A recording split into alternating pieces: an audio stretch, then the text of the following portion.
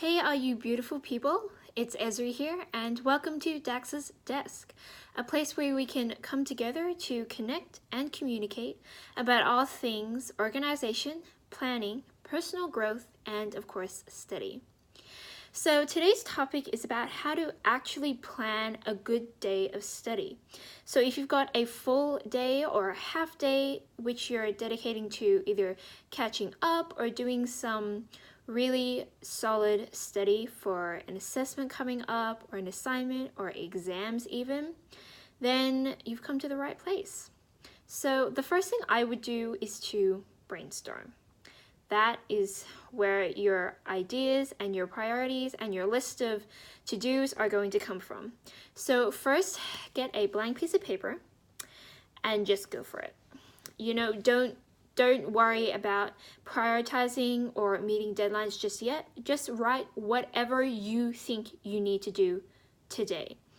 And some of those tasks can be tomorrow or a week from now, but if you think, hey, I've got some spare time to do it today, then maybe you'll be able to finish it and complete it today really early and ahead of time.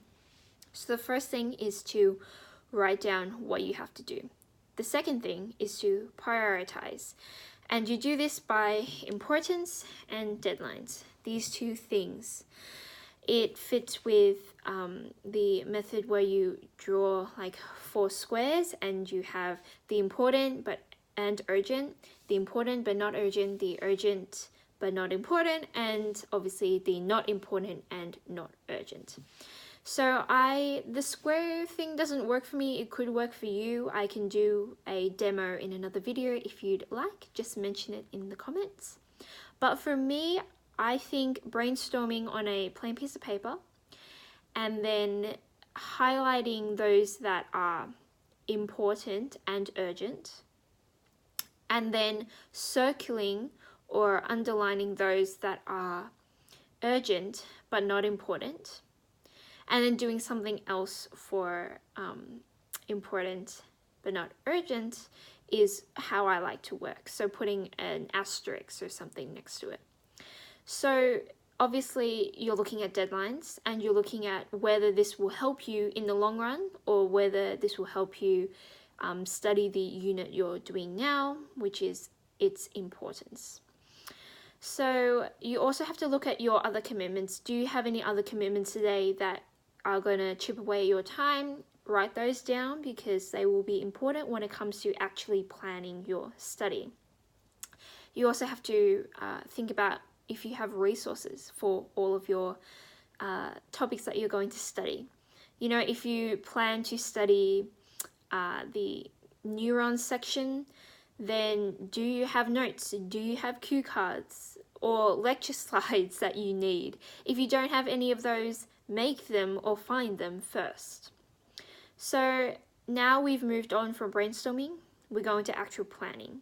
And for daily planning, I like to use Google Calendar. It's just really versatile and I can color code things, and if I need to change stuff, I can do that really, really easily.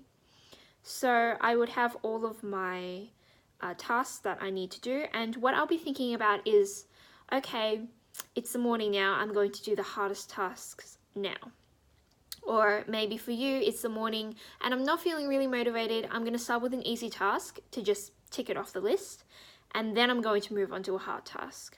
Or if you're a night owl, these things might be switched. You might be doing the hard tasks at night or the easy tasks at night. So I use Google Calendar to do that. I'll do a demo in another video, but basically I think about how long it'll take me, which is usually 30 minutes to an hour, and I'll just block off that time. Then I give myself about 10 or 5 minutes in between to have a buffer or just to have a break if I actually finish the task within the allotted time frame. So talking about breaks and time frames, I've been fiddling around with the Pomodoro app. If you haven't heard of it, where have you been? It basically means tomato in Italian, and it looks like a tomato timer. And you can easily download the app for free. I have the paid version. I think it gave me some extra noises, the paid version, but you can definitely get it for free. And you basically have a tracker for your time of studying that day because it resets the next day. So its default is 25 minutes studying or working, 5 minutes break. And when I was using it, I found that 5 minutes just wasn't enough. So I changed it to 40 minutes working, 10 minutes break. And I found that much more manageable. It also meant that I wasn't having to do tasks over 2 or 3 Pomodoros. I could just finish it in one. So that was really good for my concentration. And I just found, 40 minutes wasn't too much. And the 10-minute reward felt more than enough. And obviously after you do 4 Pomodoro sessions, you get a long break. So my long break was 20 minutes instead of 15 minutes, which is the default. So it basically fine-tunes your focus when you are studying. My third tip is to make a stimulating environment for your study.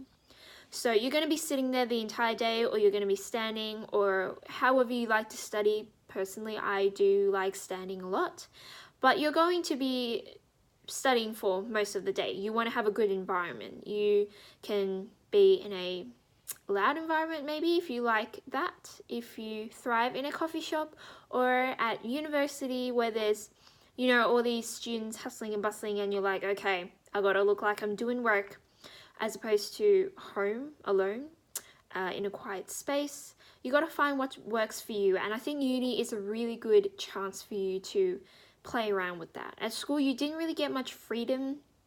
There was the library and there was the classroom, and there was home. That was it, basically. I think uni is a really good place to experiment with that, because even at uni itself you can get ranges from for Uni Melb Union House, where there's all these people running around and eating, and maybe you can be sitting in a corner doing your study, or it could be a library. In the library there are different sections where you can have group study and group discussions, or quiet solo study on the higher levels of the library.